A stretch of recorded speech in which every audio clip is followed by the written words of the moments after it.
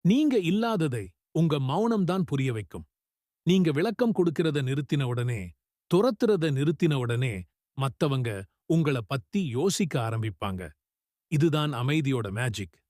கடைசியா உங்களுக்கு கஷ்டம் வந்தத யோசிச்சு பாருங்க. யாரோ உங்கள கண்டுக்காம விட்டிருக்கலாம்.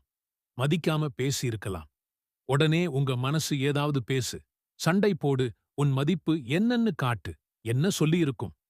ஆனா, உண்மை என்னன்னா, நீங்க அதிகம் பேச பேச, அவங்க காது கொடுத்து கேட்க மாட்டாங்க. நீங்க துரத்த துரத்த அவங்க ஓடுவாங்க.